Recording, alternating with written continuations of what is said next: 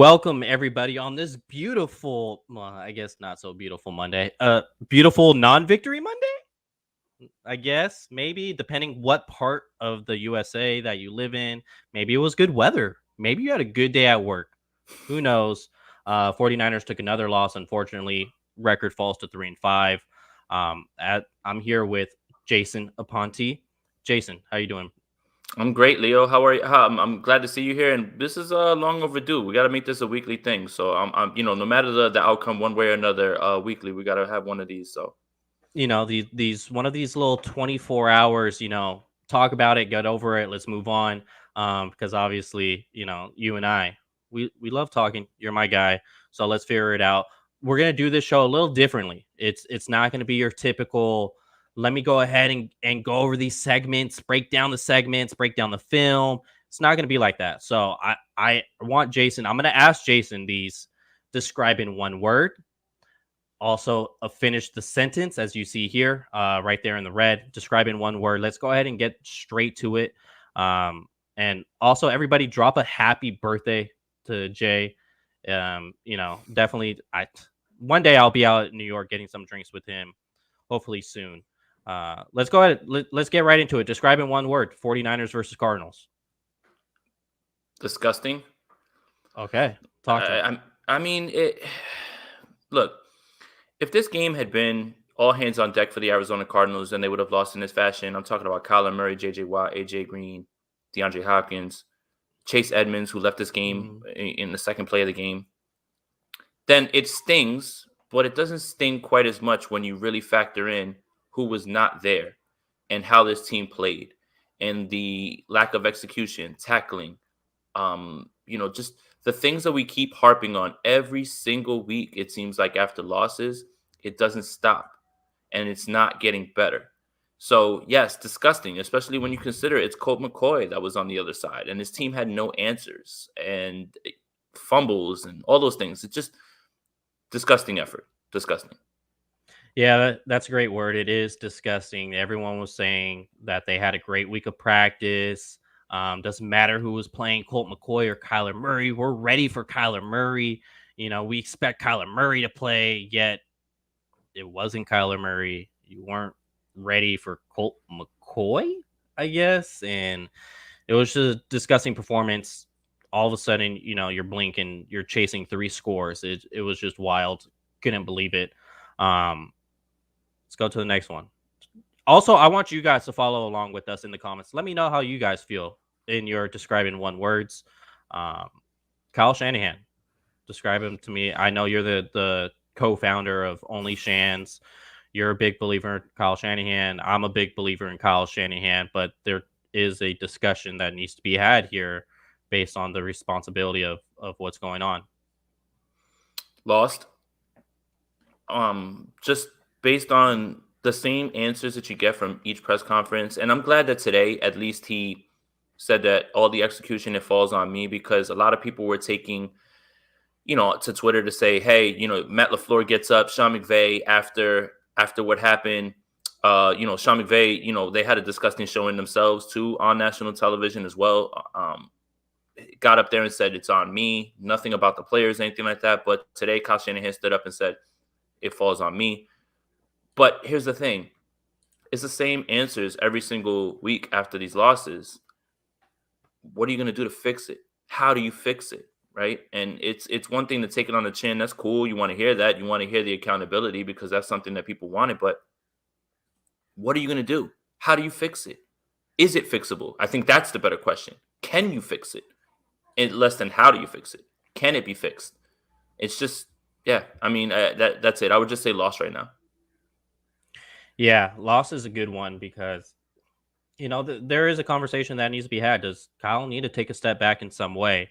I've seen it being mentioned in front office work, in personnel, or also I've heard play calling. I don't think play calling is where he needs to take the step back. Nope. If he's lost in the front office and lost with the personnel of this team, that's where he needs to take the step back. Things got to be figured out. I don't know what the hell's going on. And since loss is the word for Kyle Shanahan, looks like he may not know what the hell is going on with this team. And It needs to be fixed soon, man. This is not a 3-5 football team that I'm looking at here, and seeing them at 3-5 is just disgusting. First word you use. So Hmm. let's get to the third one. It's D'Amico Ryans. Describe him in one word, please. Evolving. I mean, Okay. and we knew that there were going to be these growing pains. Listen, I'm old enough to remember how fast everyone wanted Robert Saleh out of here. Now you're calling for Robert Saleh to come back. In terms of where D'Amico Ryans is against Robert Saleh, he's miles ahead of him right now. He hmm is. People did not like Robert Saleh at all. And it took him almost 3-4 years before the fan base actually warmed up to him. You knew the growing pains were going to happen. You knew it. And if you didn't, that's shame on you more than anything, especially because he's a rookie defensive coordinator. But I feel his highs this year have been much higher than his lows, which this week you're getting killed by screens. Defense looks out of position. Those sort of things are there. But that's what a growing defensive coordinator is going to go through. And these are the growing pains. And just like how you want to see the rookies play, they're going to go through their growing pains. And D'Amico Ryans is a rookie as a defensive coordinator, and he's going through them right now as well. It's unfortunate that it happened in a game that Colt McCoy was starting in. So I think that's where the frustration comes from. But you still have to remember this is his first year. Yeah, and also it's just, was it the starting defense out there? Was it your starting secondary out there? No, it was not. So for us as a fan base, and I include myself because I'm still, I still want to see this team win. Of course. If they don't, I get roasted. If they don't, my daughter goes to school and gets roasted. So yeah, I want to see them win. And so with D'Amico Ryans, you can't say, "Oh, I want to see Trey Lance in," and Trey Lance go through the growing pains, but not feel that way about the DC. If it was some veteran with multi years of defensive play calling under his belt, and he had the game against the Cardinals, then yeah, if you want to have the feeling of get him the hell out of here, I completely get it. He should be a lot better than that. He's more seasoned than that. Right now with Robert Saleh, D'Amico Ryans, it's like getting a patty, a hamburger patty. It's unseasoned, and you got to put the seasoning on that thing until it gets good to eat. Right now, you can't expect to eat that thing without no seasoning because you may be going to the bathroom a little bit later. Mm-hmm. So with D'Amico Ryans, understand where this defensive personnel was yesterday. I think not having Jimmy Ward was a big factor in how this defense looked. The lack of communication within the defense. I saw this, and Dante Whitner actually hit on this. It's there when the wide receiver's cracking down on your safety, when the safety's coming down against the run, neither of those corners communicated that to the safety. Neither one of them. So Kirkpatrick let on the touchdown to Eno Benjamin. Kirkpatrick let Hufanga get blocked up, boxed in, and then he got ran over at the same time. So it's just, yeah, he's learning D'Amico Ryans as a DC, but also let's not push him out the door so far because he didn't have his starting secondary yet. It's kind of premature at that point.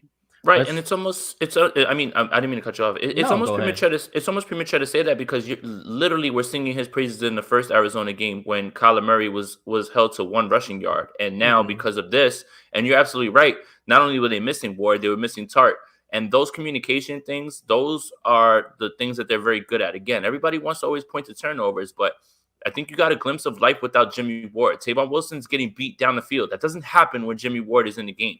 Those communication errors and things like that, Tart knows where to go and he understands what he's seeing. So those sort of things, why you guys are like, you need to, play the rooks, and these are the bumps that you're going to take. So you can't really get upset. You can't have it both ways, man. And I think that yesterday yesterday. It feels like it was 3 days ago. Yesterday. I wish it was. Right. It kind of encapsulated that in terms of what you're missing when Jimmy Ward and Jaquaski Tart are on the field. Got you. Yeah, I agree. It's exactly that. Let's move on. Describe in one word. Jimmy Garoppolo. Solid. This week. Look. Every week you can go ahead, look at the film, and say, man, what's he looking at here and there? There were a lot of problems in this game. I do not count Jimmy Garoppolo as one of them. Look, first of all, being down a distance and being far down, I mean, that had a lot to do with the penalties, all that stuff as well. But Jimmy was fine in this game, man. And if it is in the cards that after this Rams game, because I think he played well enough to earn the start, I have no doubt in my mind that he's going to be starting Monday. Yep. If it is in the cards that he eventually doesn't play as the starter anymore, it's not necessarily going to be because he's played so bad. It's just going to be because the season has taken a turn and it's time to get the ball rolling with the development. So I think that's what you guys have to, look, 40 times throwing the ball. I tweeted it out today. That's not what you want. It's not what you want. But come on, man. He actually played pretty well yesterday. I mean, he didn't fumble the ball. They were moving the ball up and down the field. They were moving the ball when they needed to. Obviously, on third down is where you want to see the improvement, and that's been the bane of this entire season with the 49ers. But those down and distances, 3rd and 9, 3rd and 11, 3rd and 15, those are hard to convert. And when you talk about Jimmy Garoppolo's skill set, it's even harder when you talk about him. So in my eyes, the interception he threw, the game was well in hand at that point. You had to throw the ball. And when you're down 17-0, you've got to throw the ball. I thought Jimmy Garoppolo was fine. I do not count him as one of the reasons that this team lost this game at all. I agree. And when we say fine for Jimmy Garoppolo, we're talking about his play on the field. I know you guys want to go somewhere else with it. But yeah, that was his best game since when? Because the game before the Bears game. I mean, I think he was even sharper this game. Yeah, definitely. He was sharper from first quarter to fourth quarter, a lot sharper this game. I guess you could say halfway through fourth quarter, but it was already done at that point. You're just stressing, trying to make something happen that isn't there. But when they had a shot in this game, he was fine. So he did enough to win. If this was the 2019 team, that's probably a win. They probably win, but that's the thing that we're seeing here. That's the common denominator. This is not 2019. So yeah, he had a fine performance. His best game since probably against the Rams 2019. I would say that was his best game. Or I guess you want to say last year against the Jets. I was going to say the Jets game. I felt like that was it. I mean, obviously he only played a half, but he was sharp in that game, I thought. Yeah. So that was his best game since then. There was other unfortunate things happen on the offense, like the 2 fumbles that puts your team behind the 8 ball. So it's he played good enough to win. And that whole Jimmy Garoppolo needs, they didn't lose because of him, but they didn't win it because of him either. Do we expect that? Right. No. So why is that a factor if we don't expect it? And that's it, because I see it in the comments. Jimmy doesn't elevate anybody's play. But yeah, we knew that. And you knew that going in. But when you're behind the 8 ball and Kittle fumbles and Aiyuk fumbles and all of a sudden your defense can't stop anybody, that's not Jimmy Garoppolo's strong suit. That's not how and so why are you shocked when that happens, right? And that's the thing is the context around the way that he played has a lot to do with the people around him and how they played.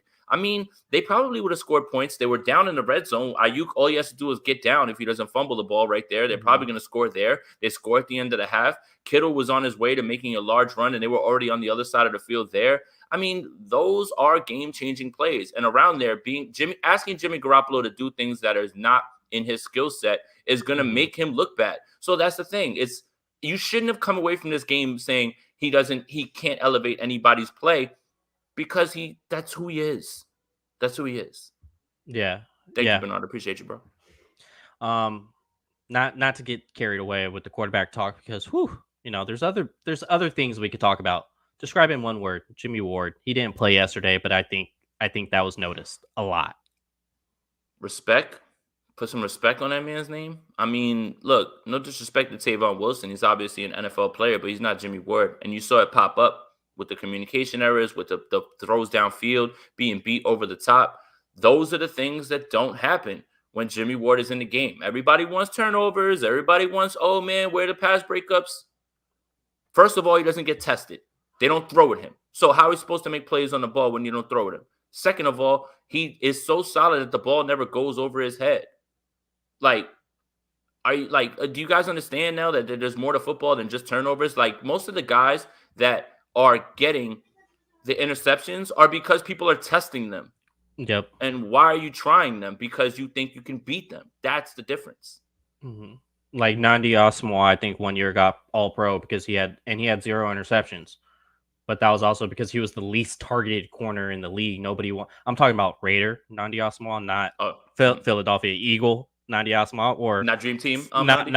not 49ers legend, Nandi Asamoah, not that guy. Oakland Raider, Nandi Asamoah. It's all pro, 0 interceptions. He just wasn't getting targeted. And that's the same thing with Jimmy Ward. They tried him early into his career as far as a free safety, and then it's been squashed since then. They don't like targeting him often. When it does, it's usually a PBU or an incompletion, and that's what you miss. As well as filling the running lanes. I saw Jimmy Ward against the Chicago Bears. Felt like he was making a point to fill the running lanes, and he's always in there. Same thing with Tart. People want to talk about Tart's injury history. Well, a lot of time he's throwing his body around for the team. So let's get this question. See, Bernard. Jason, I liked when you got upset with the Niners loss because I'm on my PTSD meds and you make up for what I would, but you're good being cool now, so keep up the good work. Appreciate you, Bernard. I think that everybody was tuned in last night to my show because they expected me to fly off the handle, but Spicy Aponte? Yeah, I know. But also, what does that do? And I can still get the point across calculated this way as opposed to yelling with the vein in my head. Like, it's just like, listen, man, like, with your ass popping out in the stands. Right. Everybody likes everybody likes the passion and all that stuff, but I can still be able to say the same things without having to yell and be all crazy. So yeah, sometimes I get a little passionate. That's because, I care. But at the same time, I can still give you the same information in this tone and this fashion. And that's what I'm just trying to be better on. I know that everybody likes Spicy Aponte. I think it's funny. I think that the internet's run with it. And I think that's pretty cool. But at the same time, being calculated, being not cold, being calculated and being cool about it and still being able to be critical of the team and understand that. I think that's where I'm at with it right now, because all my yelling, what is it going to do? Who cares? Kyle's not listening to me. I have no sort of bearing on what happens on the field. I'm just giving you what I see and what's going on. That's it. Hey, one day, because, I've been hearing all your content for a while now. We've been following each other. One day, hopefully your word has a meaning to this team, because, man, nice, back-to-back Super Bowl champions. Those rings are going to start coming in. I would have drafted Terry McLaurin over Jalen Hurd. I promise you that. No, let's not go there. My ears, my heart, my brain, it's all hurting now. Thank you. Appreciate it. Sorry. Once again, we're going to go ahead and jump to the next segment here. This is going to be one of your different type of shows. One more thing I want to point out before we go ahead. If you guys are in here, make sure you're hitting that like button on this video. Sends the algorithm up. Make sure you subscribe to both channels. Please do that as well, because that helps us out as well. Appreciate everybody that's in here. And like I said, this is going to be something that we do weekly as well too. So we hope you guys like this. This is the first week that we're going to be doing this. So yeah, absolutely. First week we're doing this. I don't know. I don't even know if it needs a name. If it does, I'm just going to call it 24 hours after, whatever it needs to be called. Now we're going to go ahead and jump into finish the sentence. I'm going to give you a player's name. You're going to finish that sentence for me. It could be multiple words. It could be a single word. You guys go ahead and let us know how you finish the sentence in the comments. First one I'm going to start off with is Josh Norman. Stupid and selfish. Okay. I don't like to be critical of players like that, but you are a veteran. You are a veteran. And that moment right there encapsulated what's wrong with this team and their identity. The 49ers were about to get off the field right there on a third down, which is something that you would have never thought would have happened in this game. For him to do that, for him to be a veteran, and then when Tavon Wilson comes over to you, another veteran, and tries to calm you down, you get mad at him as well. I would have cut him right there if I was Kyle Shanahan at this point. I would have cut him. Hey, listen, Josh Norman has a history of this. Do I have to remind you guys about Odell Beckham and what happened with him in those matchups? What year are you in your career? Is this your first year? Is this your first year in the league? No, you have been in this league. You can't control your emotions. It's stupid. It's selfish. And that's kind of why the people who are clamoring for rookies, it's like, hey, man, I'll live with that if that's a rookie. He's trying to go through it. You're playing veterans for that? That's what you're playing the veteran for? That veteran experience? He should be cut. And honestly, I'm disappointed that we didn't wake up this morning that he was not cut. And Kyle Shanahan said something to the effect of, I didn't even want to bench him the whole game. I would have sent him to the locker room just like Mike Singletary did to Vernon Davis. You got to make an example. And this is the point. This is what I was talking about earlier about Kyle Shanahan and managing personalities. Someone like that who has never been here, he's only been here this year, it gets a slap on the wrist and doesn't play in the game. Other players don't see the field anymore, get sent to the doghouse. This is what I'm talking about. If you're going to be tough on player 1 through 53. From blue chip player to role player, Kyle Shanahan, that's on you. You cannot be tough on 1 or 2 guys and then let that slide. That's the problem. When other guys make mistakes, they're allowed to run back out in the field. One guy makes one mistake, all of a sudden he can't see the field anymore. That's the stuff that I'm talking about right there. You have to, if you're going to drop the hammer on everybody. George Kittle, Brandon Aiyuk, Jimmy Garoppolo, drop the hammer on anybody who's not doing anything the right way. And it can't just be pick and choose. That's my problem. That's it. Keep that same energy with everybody. That's it. I'm going to keep it 100. Kyle has too much power. Team is lost. Jimmy's not winning you a game in year 5. Time to go. No leadership leads to chaos. Yeah, I agree. The leadership is lacking. There needs to be some type of leader within this team. There he is. Just get your head over the. There you go. Okay. Yeah, needs to be some kind of leadership with this team. I'll say the same thing. I don't want to jump too long on Josh Norman. Josh Norman should be cut. I would say that with this 49ers team, because when you look at it in hindsight, do the 49ers still give up the field goal? Yes, they do. At least the field goal opportunity. Could the kicker have missed it? Yes. But what does that show your team? What does that show your young guys? I see Azeez Al-Shaair trying to calm down Josh Norman. I thought Josh Norman was the Pro Bowl veteran at one point in time of his career. I thought that's the reason why he's starting, because he's a veteran. Penalty after penalty. Like, if you're going to keep him out there with the PI penalties, okay. But now he's going to give you PI penalties or dumb penalties by yelling at the opposite team head coach. It's like, okay, what is he doing here? What is he giving you? What is he providing you? And so, yeah, Josh Norman should be cut. There's that comment right there from Matthew. So if you cut Norman, are you willing to put up with the mistakes of a starting? Yes. I'm willing to put up with that from a rookie. I am not willing to put up with that with a guy who's been in this league way too long. With Lenoir. We saw him start twice this year. I don't agree with the excuses from Kyle at this point. We saw Lenoir start twice this year, and we did see the ups and downs when he gave up the 90-something yard catch to Quez Watkins and Philly. And guess what? They got a goal line stand and didn't even hurt the team anyways. So, and my thing is you're playing the veteran because you're relying on him to do the smart thing. If he's not doing the smart thing, then what the hell, man? Like, you might as well play the rookie at this point. Who cares? And the guy's not good. And he's bringing down your morale on the team. Like I said, Kyle Shanahan not cutting him and making an example of him is what I'm talking about. You're allowing that to slide, and you're letting other guys, whoever, make mistakes, and they're allowed to run back out there. The locker room knows for a fact who you're picking and choosing to be hard on. That's what I'm talking about, man. Of course I'll live with a rookie's mistakes, because you know what? The rookie is losing. If he's making mistakes, the rookie is going to be losing trying to play reps, not losing yards yelling at the coach. What are we talking about, man? Jason. Yes. It's like we said over the phone this morning.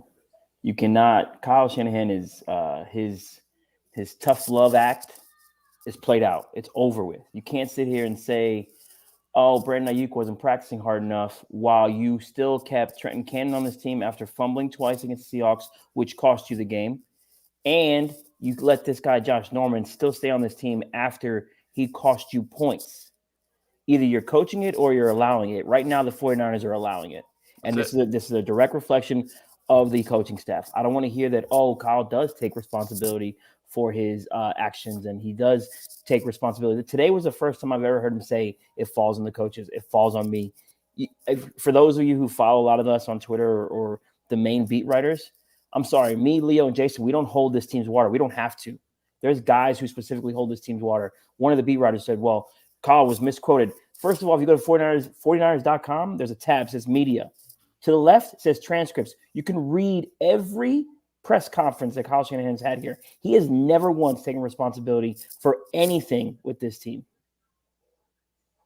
So either you're coaching it or you're allowing it. Right now, they're allowing it with guys like Josh Norman. You're allowing it with guys like Trenton Cannon, both guys who shouldn't be on NFL rosters. But you want to tell me and blow smoke up my ass about Brandon Aiyuk's practice habits. When he was playing just fine. Big deal. He didn't run a route fast enough in practice 1 or 2 times. Kyle, get over it. You haven't earned that type of equity with your players to begin with. You have 4 losing seasons in 5 years. Who are you to tell these players about certain things? Who are you to be like, oh, well, I'm the offensive genius. Our offense looks the same. How many times do I got to see this motion left with Debo, fake handoff to the running back, and then we have 3 slants and 1 clear out in the same? How many times? We watched the tape today. How many times do you see that, Jason? 5, 6 times? I don't want to talk about the tape. The tape is nauseating. I should have created describe in one word. Describe in one word the tape. Nauseating. That's the word for it. Nauseating. All right, so we got my guy Carlos in here. Day after everything considered, you guys think Shanahan can find his footing in this fiasco, or is he on a full throttle nosedive? I'll go ahead and answer that first. I'll say, I don't think it could be. I don't think it should be a full throttle nosedive. There we go. We got the words out. I think he just needs to delegate more things within the front office and let the front office do their jobs. I think he just needs to focus on being a coach and being a focus of being a leader to his teams. We could talk about how many times they lost Staley, they lost Buckner within the leadership of this team. They lost Sherman. But hell, you have Kyle Shanahan, and one of the requirements of being an NFL head coach is being a leader. You see Mike Vrabel out there not calling plays, but yet he has his team at 7-2 and completely washed the Rams. And Derrick Henry's out. And Derrick Henry's out. You know why? Because they have a great leader in Mike Vrabel, and that's probably why he's going to have a lot of winning seasons in Tennessee. And that's ultimately what Kyle needs to be focused on, is less of the behind the scenes BS and focus more on your team. Put your team first now at this point. Just go ahead and coach them, mentor them if you have to, and mentor them in a different way. You don't have to mentor everyone in the same way, like Jason alluded to earlier today. Yeah, that's my thing, right? And again, I point to people, all of us, we've all worked jobs, we've all been managers, and you understand certain people respond to criticism different ways, right? You can't go hard on everybody because not everybody responds that well. And I understand people, this generation is soft. You should have. No, it's not that. It's about managing personalities, and the good ones know how to push buttons on other people. If you can go hard on one person and get him to perform, good. But that doesn't mean that works for this person. You maybe have to wrap your arms around him a little bit more. Those are the things. And managing personalities, that's what head coaching is more than anything. It's about being able to get the best out of your guys. It's not a one-size-fits-all thing. One thing I'm going to point to, and I know that this really has nothing to do with Kyle Shanahan, but this is a reflection of how his father used to coach. And it's the same thing. Jake Plummer came out and talked about, I was playing the best football of my career when I was in Denver. But every time I would walk into the meeting, Mike Shanahan would say, you left this on the field. You left this on the field. You left this on the field. And it eventually wore on him. Because you know what? Nobody wants to hear, hey, man, you did 85, 90% of your job correctly. But here's this 10% that I'm just going to keep droning on and I'm going to keep hitting you about. Nobody wants to hear that. Some people respond well to that. Some don't. The point is you don't know how to press the buttons on the guys. And that's what I think should be scaring people. In terms of what this question is right here, day after everything considered, you guys think that he can find his footing? I don't know, but I know this. He's not going anywhere. So that's it. At this point, there's no reason that they sent all those picks for Trey Lance and they're not going to give him one shot, at least 1 year with him, a full year. So whatever happens this year, one way or another, Kyle Shanahan is going to be here. Whether you agree with that or you don't, it doesn't matter.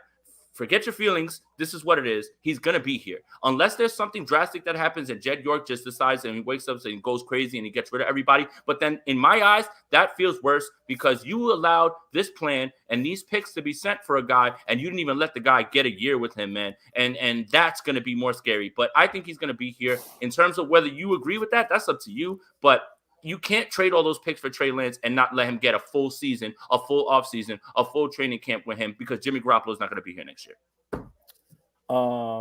Day after everything considered, do you think Shanahan can find his footing? No, I don't think he's going to find his footing this time. We're 8 weeks in. How much more time do you need to find your footing? right? This is year 5 of a regime that you built, of a roster that you built. And to Leo's point about Mike Vrabel, I don't want to hear another word from John and Kyle about culture. Like, just get that out of here right now, because culture is guys like the Titans responding when Derrick Henry goes down.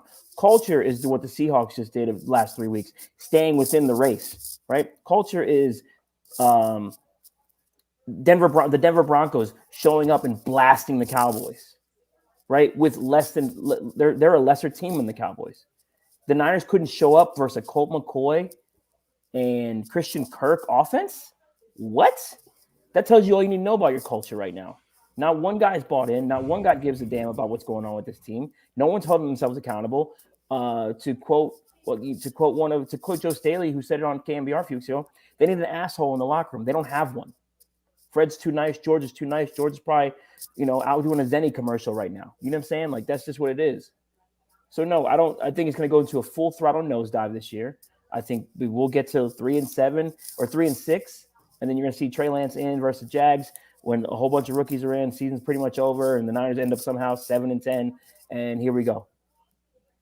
So no, I have no faith in what Kyle and John Lynch are selling me, because this goes way back to all of 2020, even the end of 2019. All of 2020.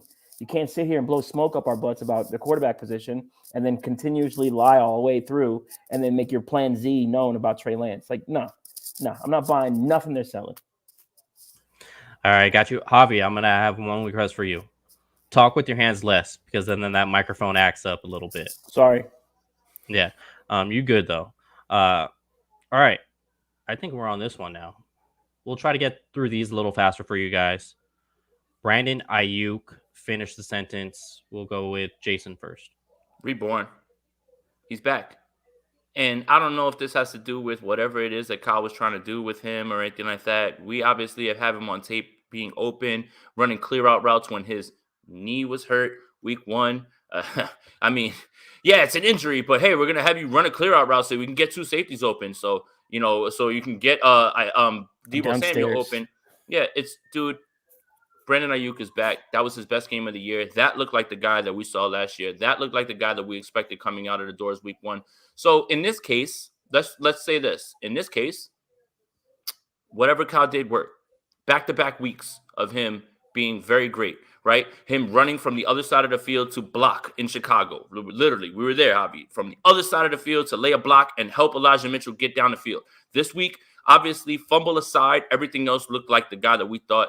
He got the ball. He looked great. So I would say reborn back. He looks like the guy that we thought it would be. But is it too late? Is it too late because this team is so far gone at this point? And how much of him not being involved from early on has to do with how many games you lost when the offense was stagnant, when you weren't trying to manufacture touches for him? But as of right now, Brandon Aiyuk looks like he's all the way back, and that's something that 49er fans should be excited. Yep. Yeah. Yeah. I wouldn't say that he's back. It's the same guy we've seen for 8 weeks. Aiyuk on tape has been open. His usage, there you go. His usage is back. His usage is back. But the player has been the same the entire time. Like at this point, like I don't care about. All right, give me your word. Give me your word. Come on.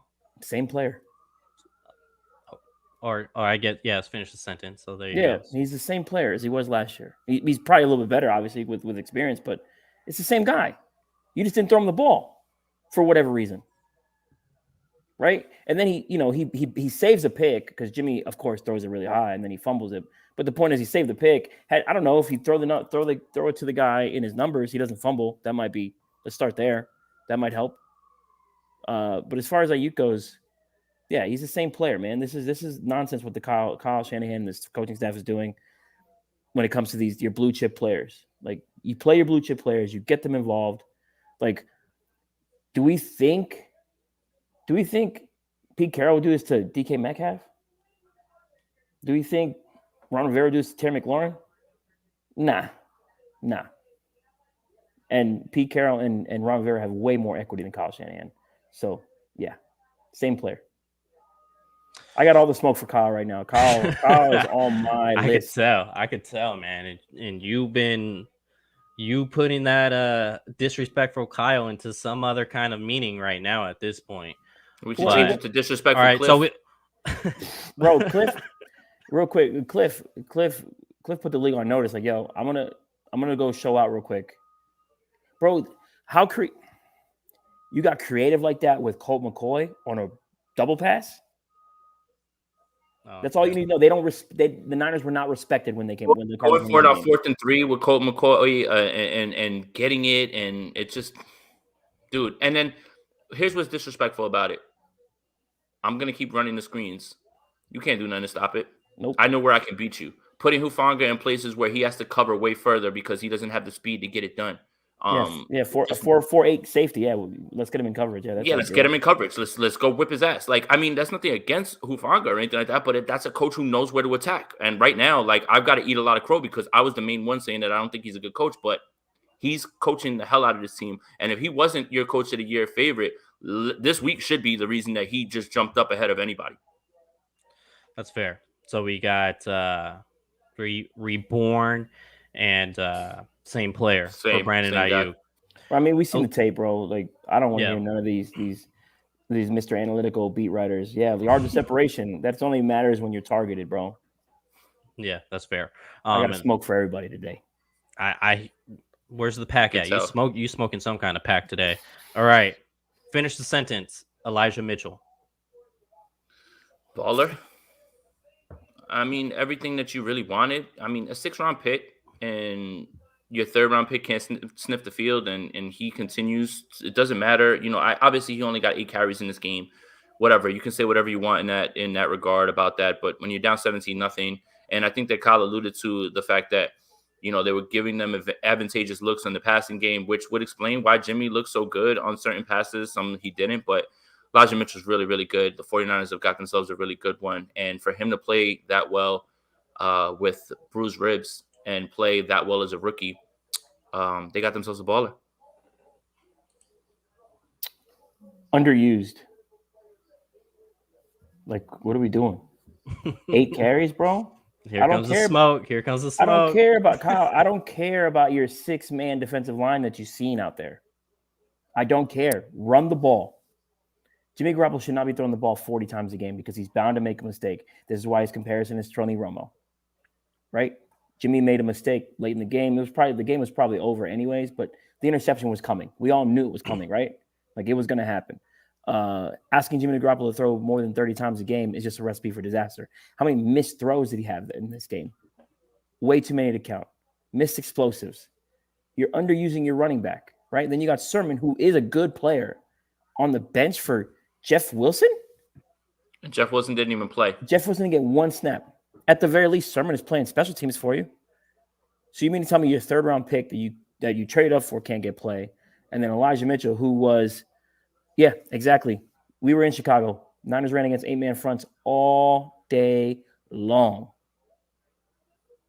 Kyle, I'm not buying what you're selling, man. Like, this is nonsense. Underused because Mitchell is a valuable player. There's no reason for him to get 8 carries. He should be at the very minimum getting 15 a game. I told you last week. So Elijah Mitchell, I'm going to go ahead. I didn't finish the last one with Brandon Aiyuk because you hit the head on the nail. I'm just going to go ahead and clean the plate for you guys. Elijah Mitchell is being underused. I spoke to you about it last week, Javi, against the Bears. I think that's game he should have had 25 carries minimum. He ended up with 18, less than 20. This game, he had 2 carries in the first 3 drives, 3 carries in the first 4 drives. Elijah Mitchell is just being completely underused. It's not like he's being swapped in and out with the running back to have such of a low usage within those first 4 drives. He had a 9-yard carry. He had an 11-yard carry in those first 4 drives. He had 1 negative 5-yard carry, but that was more so about the blocking design and the execution with that, not necessarily on the running back.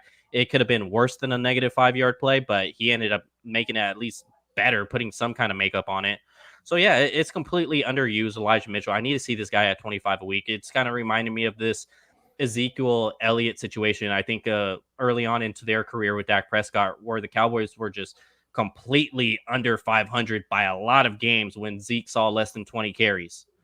Well, you need to get to that point with Elijah Mitchell and give him more than 20 carries. And I'll tell you what, these games are going to be a whole lot closer, or the 49ers are just they're going to put themselves in an advantage standpoint if they're getting Elijah Mitchell 20 carries per game. He's earned it at this point. The kid has flashed. Don't give me about the 6-man fronts or whatever Kyle's saying, because he was still gashing out 11 yards a carry, another 9 yards a carry. I think he finished the game at 4.5 yards. Yep, 4.5 yards per carry here. So obviously that front didn't really matter, right? Get Jimmy Garoppolo in play action at that point, get him outside the pocket, and that's where Jimmy Garoppolo he plays well when you get him out in play action. So he's being underused at that point. Let's move on. Jason, finish the sentence. Tom Compton. Bye, guys. Golly, man. Goodness gracious. Why? That's how I'm gonna finish it. Why? Why? So why Tom Compton? Question mark. Right. So this is it, man. This is what I'm talking about. Kyle's guys. Tom Compton is gonna have a spot on his roster as long as Kyle Shanahan is alive and will allow it. And it's like, again, man, this man whiffed on block after block after block, man, and you didn't do a thing about it. But he's good. But Brandon Aiyuk need to hit the doghouse. But this guy needs to do this and this, and he needs to perform better. Man, listen, I understand that you're talking about a replacement backup, right? That's fine. But, bro, it was evident every single rep he was getting whipped. It didn't matter. Chandler Jones got his first sack since week 1. For all you people that didn't want Mike McGlinchey, that's what life is like without Mike McGlinchey. Because you can yell about Jalen Moore all you want. Kyle don't give a damn. It was always going to be Tom Compton be the first one off the bench. But y'all wanted McGlinchey out.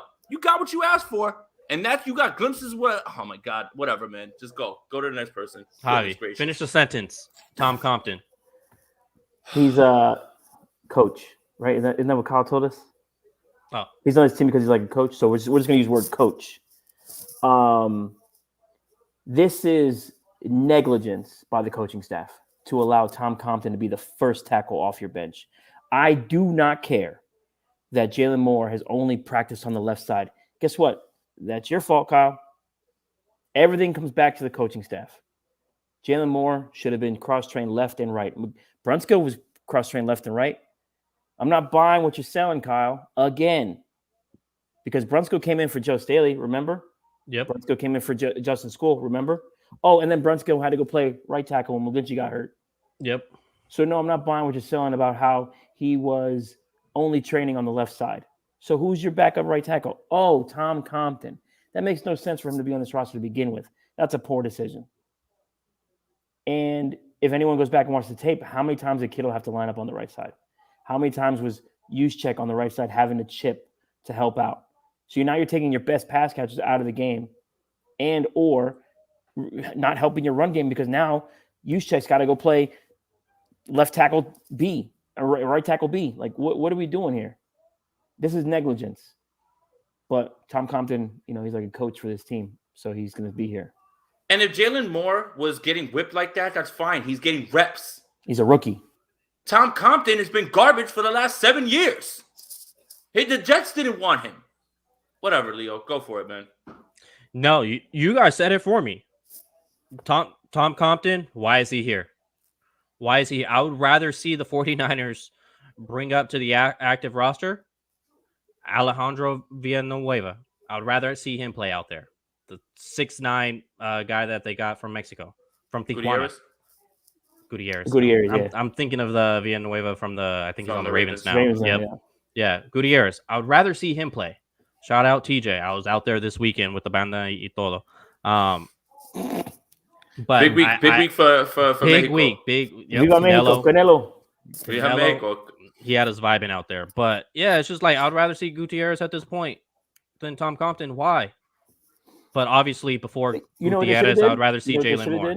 Jalen Moore should have been training as a swing tackle since week 1. I know exactly what Javi's about to say. Say it, Javi. Just put Kittle at right tackle. Oh, I thought you were going to say, hey, might have been okay to put Aaron Banks on the active roster, maybe move him to right guard and then just move that too. That would have made a lot of sense, but I'm just going to go with the unreasonable thing and put Kittle at right tackle. That's my fault for thinking that your second round pick should be somebody that would be impactful somehow. Yeah. That's my bad. I don't know anything. I'm a Twitter GM though, so we got this. Yeah, it's all good. Fred, finish the sentence. Javi, go. Fred Warner.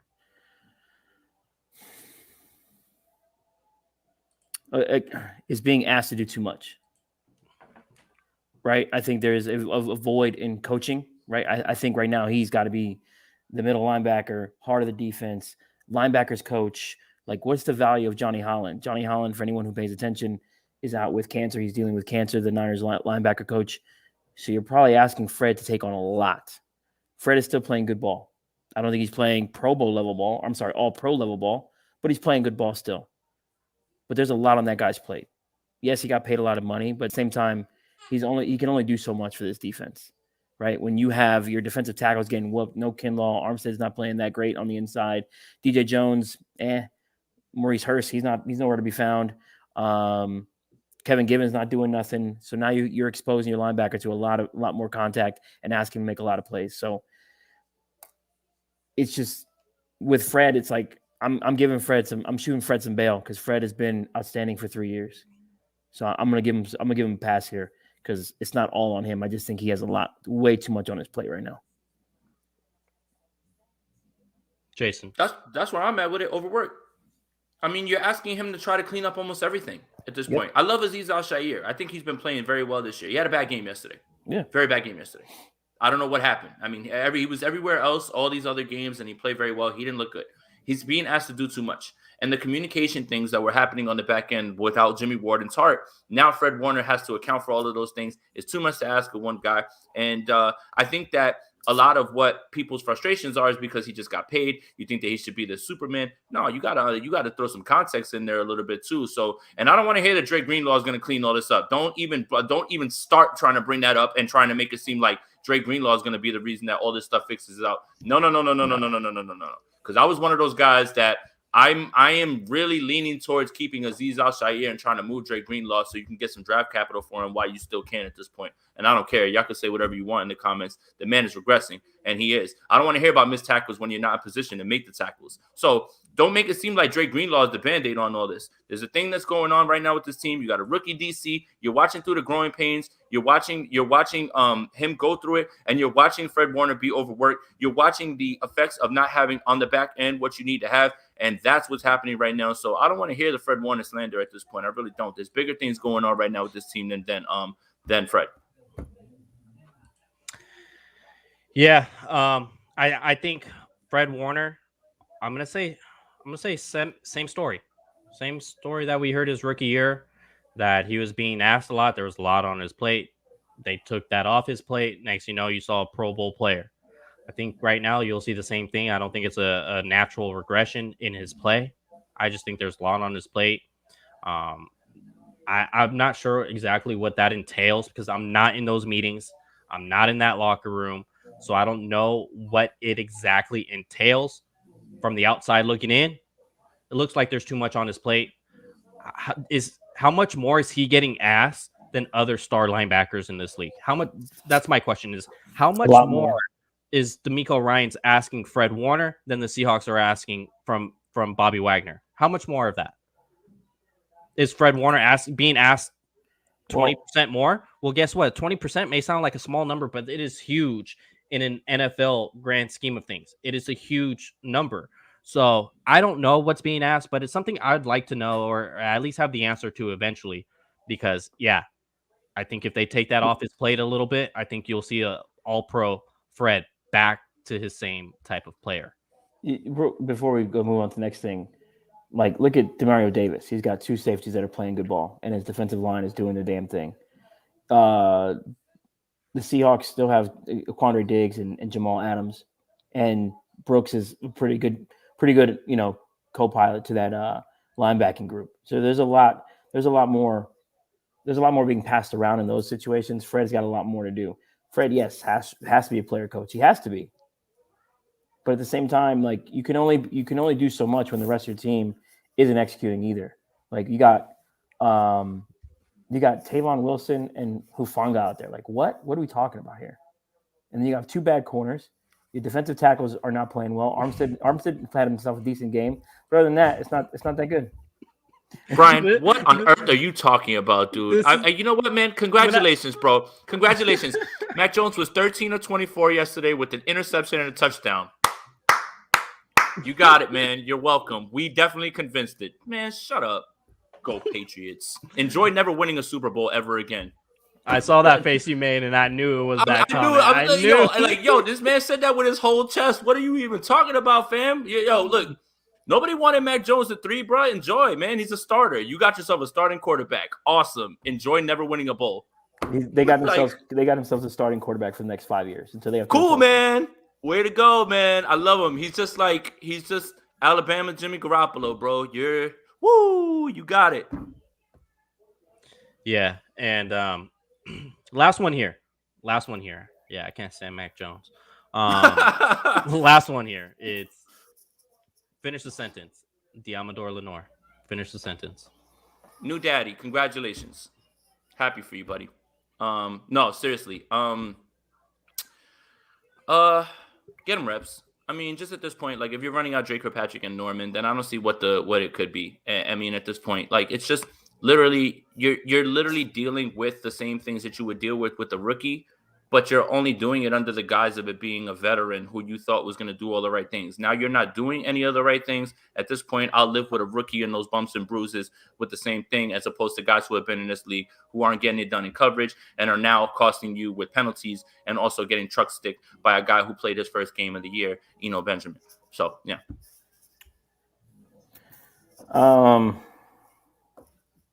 I don't know, because we don't know what he is yet. At this point, it's just play the rookies. You have nothing else to lose here. You're in last place in the NFC West. Yeah, you're one game out of the 7th spot, but cool, you get to the playoffs. You're the 7th seed. Are you really beating the number 2 team in the NFC, which is probably the Rams? Probably not. Play these guys, man. You have nothing else to lose here. If Lenoir's not it, cool, then you figured it out that he's not it, and you can figure out how to move on. Right? This Niners team is going to be rebuilding. That's the R word that everyone hates to hear. But they will be rebuilding in 2022. So you might as well start that process. Expedite the process with Lance. Expedite the process with Banks, Sermon, Lenoir, whoever. Like we've seen Hufanga. We know he's not it. We know he's not a starting strong safety in this league. He's a special teamer for life, right? Trey Lance. We've seen Trey Lance play one game. We don't know what he is. Sermon. We've seen flashes. Is he Carlos Hyde or is he Frank Gore? Like where's he at?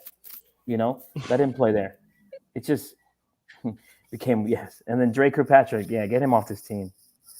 Lenoir, I like this one. Scrappy. That's the comment at the bottom here. Yeah, that would be the word for him. But he just needs to play. Let him play. How much? I don't like Kyle's comments today about we draft these guys for them not to play. We thought they were good depth. Okay, so you thought they were good depth.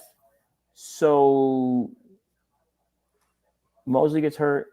Verrett gets hurt, and your decision was to bring in Josh Norman and Drake Kirkpatrick and start them over the 2 guys you drafted.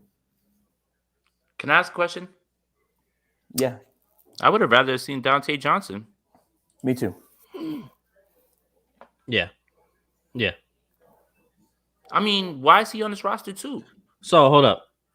Kyle plays, since we're on Diamador Lenoir, plays Dante Johnson over Diamador Lenoir in these situations, but he does not play Dante Johnson over Drake Kirkpatrick. What? I spoke to somebody on the team today that said I would rather have Dante Johnson starting because I know he's going to do his job. And what we're talking about is whatever you want to nitpick on certain coverage plays, that's fine. But the guy knows where to be on the field. He knows his position. They're not out of position when he's there. What are you doing? Why are you picking these veterans over a guy who's been here way longer than both of these guys that clearly you trust, right? Like he debt taxes and Dante Johnson. But because Josh Norman used to be good like 700 years ago, and because Drake Kirkpatrick played in this league a bunch of years, come on, man. Yes, I spoke to somebody on the team who said that. Yes, absolutely. 100%. Yeah, so I'm gonna go with the comment up here to finish my sentence. Where is it? Right here. You say you couldn't think of a word for him. Well, we're finishing the sentence right now. So Diamador Lenoir, I haven't seen enough from him yet. There you go. I haven't seen enough from Lenoir on the field. Get the kid out there. Josh Norman's not a part of your future, and he's not playing winning football right now. Dre Kirkpatrick's not a part of your future, and he's not playing winning football right now. So why are they out there? Is Diamador Lenoir part of your future? Yes. From what we've seen, was he playing winning football? Yes. Let's get him onto the field. Kyle, if you wanted to wait and not play them this year, I get it. But situations happen, and sometimes you have to play guys earlier than you anticipated, a la Trey Lance starting in Arizona, a la Diamador Lenoir starting the first 2 games of the year. So, hey, Jason Verrett, something that you didn't expect to happen, he's out for the year. Now you have Diamador Lenoir. Let the guy start. Let the guy play. He's shown you something. He's shown you a lot more over this stretch that Norman's been starting. He's shown you a lot more than that. He's also shown you a lot more than the times that Kirkpatrick has been in there. He's gotten beat a couple times. It was that ugly. It was the Colts game where he just got mossed ugly. I think he didn't even jump. That was Dre Kirkpatrick. The non-jump was Dre Kirkpatrick, where he just let the guy catch it and walk in the end zone. Oh, and then he gets ran over against the Cardinals. We've seen enough of him. Get him off the field. And then the people dunking on Dante Johnson, he literally gave up 1 catch in Arizona, which was like literally a fadeaway throw from Kyler Murray, where Rondell Moore like literally was out of bounds making a catch, and y'all want to blame Dante Johnson. And like, oh, man, you can understand and say one thing that he's not a starter, that he should be on the field or whatever, but like, use your eyes. He's still better than Drake Kirkpatrick at this point. Probably still better than Josh Norman at this point, because at least he's not going to cost you penalties or anything like that. So it's just like today's just been a whirlwind, man, with the takes, and everybody's dealing with this loss differently. You know, I saw something about Josh Norman being the only playmaker on his defense today. It's just there's a lot going on, man. There's a lot to digest today, man. It's just people have just been saying like a whole bunch of crazy things, man. It's just nuts, man. Like, I understand you could say in one breath Dante Johnson don't deserve to be on the field, but he's still better than Norman and Kirkpatrick at this point. He just is, because he's at least a more solid fundamental player. He's not great, that's fine, but he's still not going to kill you. And I think that's just what 49er fans have this narrative in their head that he's just getting burnt all the time. Show me the film where he's getting burnt every single time that they're just testing him like he's Brian Allen. You can't, because that's not there. And if you're making that up in your head, then you're just a liar. Kirkpatrick, number 13, looks like Richie James playing defense. That's fair. Yeah. That's my number is 13. But I would never play 13 as an NFL cornerback. I would never be in the NFL for one. So I would just say I would never wear 13 as a cornerback if I was on any type of team. That would never. And that's my number. I'd be a wide receiver. I'd be a quarterback with number 13 for sure. Even a tight end. But you won't catch me slipping wearing 13 at cornerback. It's got to have a bigger meaning for Kirkpatrick if he's going with that. But I know we got to wrap it up here. Let's finish off with this one. Does Kyle want to play Trey because his entire coaching career rests on that one player? If Trey plays and plays bad, all future hopes and vanishes. I'll go first really quick. I think Kyle wants to have just all complete faith in Trey Lance. A big thing with Trey in that draft process is he wanted to have a person that he could have dialogue with, what they see on the field, and then what Kyle sees from him on the field, and have that dialogue, have that conversation. That was his big thing on drafting the guy he was going to draft. So I feel like Kyle is just waiting for Trey Lance to get to that point. Do I think he learns and gets more to that point playing football? Yes. Does Kyle appear to have a different method? Yes. Is Kyle paid as one of the NFL coaches and not me? Yes. So, I'm kind of I have to defer in Kyle in this way, and in whatever he's doing with Trey Lance. Do I think he should play? Absolutely. But I think Trey's play does fall on Kyle, whether it's good or bad, because this was Kyle's guy. This was Kyle's pick.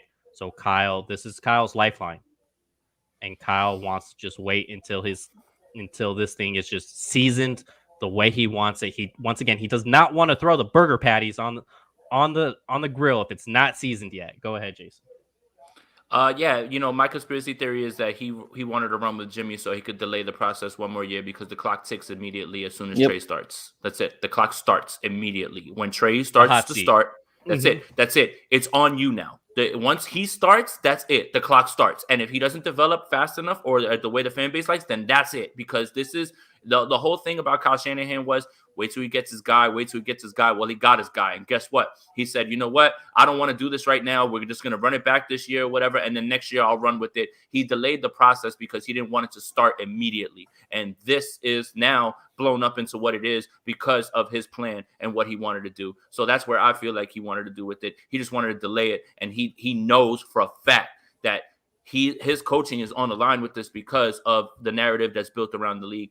Kyle Shanahan has never had his guy. Wait till he gets his guy. Well, now you got your guy, and you didn't want to play him this year because you wanted to delay it a little bit longer, and you thought you could get by and make the playoffs this year with him. Now you're seeing that blow up in your face. Next year, it is game time immediately when Trey Lance starts week 1, and all the eyes are going to be on Kyle, and he immediately has to get that kid ready to go. That's it. So I'm going to read the Mike Silver thing. A week into training camp, coaches believe Lance had grasped Shanahan's intricate offense so quickly that they might be able to accelerate the plan and start him right away. Then he leveled off, lost confidence, and clearly became less appealing option than Garoppolo, who has had his best training camp as a Niner by far. Though Shanahan and his assistants were excited about the prospect of having a Trey Lance package to keep teams off balance. Kyle doesn't want to play Lance because of everything Jason just said. The clock starts, because everything Leo just said, the clock starts. But this is something that Kyle and John botched. From the minute they made the trade to 3, you put a ticking time bomb into your own locker room. You've undermined the quarterback that you paid and helped lead a team to a Super Bowl in 2019, and your locker room's going to see that. This is part of why you have so many issues on this team. It's not just a quarterback problem, right? If Jimmy can be thrown under the bus all offseason, what makes you think that no one else is going to be talked like that in the rest of the team? So that's where they are. I think Kyle has lost a bit of the respect on the team, right? Teammates, I went back and watched a whole bunch of press conferences. Teammates were all about Kyle, Jimmy Garoppolo, Jimmy this, Jimmy that, Jimmy that. No one said a word about Kyle. I haven't heard one positive thing about Kyle come out of a player's mouth this entire season or off season. There's something wrong here when it comes to Kyle and the rest of this team. When it comes to Lance, the clock starts, and I don't know if Kyle is the right guy. My son, hey. Yeah. I don't know if Kyle is the right guy to get Lance ready. So Ask your son that. Anthony, you want to see Jimmy G? He said no. Okay. But I would, where I lost my thought. But what I want Kyle to do is take less response, have a lot less on his plate now. Kyle, just be a head coach. Go get yourself an OC. Go find yourself a quarterback coach that you can trust and just do this thing already. Rip the Band-Aid off now like you should have done in the offseason, and it would have helped you out the entire time. There's no way to tell if someone leveled off if you haven't played them. Javi's mini-me. Oh, the other one. Now that one's Javi's real mini-me. Look at that. There he is. Look at him. I saw somebody say that he got our guy. I'm about to go watch my guy. He plays in real life. Say hi. Sorry. No, you're good. We love it. This is a family show. I got my daughter over there watching Ronda Rousey for whatever reason today. But hey, she actually did tell me this. I need to find a new Ronda Rousey. Like, yeah. Oh my God. That's fair. She's washed. I agree with you. You do need to find a new one. I didn't tell her that, but hey, it is what it is. I'll let her believe in her hero. Any last thoughts here before we end? I know Jason needs to get some birthday drinks. Yeah, I'm just gonna go. I'm just gonna go watch. I'm gonna go watch my guy Brian Hammond, not our guy or whatever, because no one listens to Twitter GMs. Brian Hammond again. Brian Hammond. Enjoy Mac Jones. I'm gonna go watch Justin Fields, pal.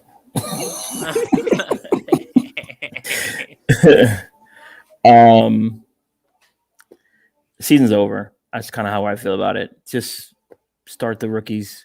Develop these young guys. Kyle, just get whatever bad is up your ass out of it already, because this attitude you gave the media today was unnecessary. It's their right to question you. And the fan base, it's time to start asking tougher questions too. Don't get mad when guys like us start really thinking about this. Me and Leo did a podcast early on in the season. We said if these slow starts continue, the Niners aren't going to win a lot of games. Guess what? The Niners have lost 5 games. I did say that. Man. And the thing is, on our weekly Niner Nation podcast, I said that these slow starts. This was after the win against the Eagles. Yep. So they were 2-0 at the time. I said, Don't criticize a win, Leo. Don't criticize a win. yeah, How if they dare have you? these slow starts, they're going to lose to the Rams. They're going to lose to the Eagles. They're going to lose to the Seahawks. And the other contenders around the NFC. Well, guess what? They lost to the Seahawks. They lost to the Cardinals. Both of them slow starts. I guess slow starts for the Rams. I'm going to be pissed at myself for being 3 for 3 and batting 1,000 on that take, but Jesus Christ, let's figure it out, guys. I want this team. Like I said, I'm done of getting the DMs from my personal friends roasting me about the Niners being trash, sending my daughter to school every day to go get roasted about the Niners being trash. Let's fix it. Let's win some games. Let's play winning football. Let's get this locker room, John. Culture. Let's get the culture good, like if we're the Migos. All right, let's figure this thing out. Before we get out of here, the Niners have 8 offensive touchdowns on the season in the first half. 8. And they have 3 in the first quarter. So there's your slow starts. There's the numbers. You can look it up. Pro Football Reference. Offensive splits by quarter. There you go. Yeah. Hey, Brian Hammond, you wish you could look like me, bro. You wish. All the best. You wish. Drippiest man you ever seen in your life. That's actually all jawline. I've seen it in person, but oh yeah. But we'll just leave it at that. Handsomest man on 49ers Twitter, hands down. You heard it first. Yeah, he is Baker Mayfield without Odell Beckham. All right, guy. You're not that guy, pal. All right, guys. Appreciate all you guys. Shameless plug. Like, subscribe. You know, it helps out the algorithm, helps keeping guys like Brian Hammond away, whatever it is. Appreciate you guys. Talk with you soon.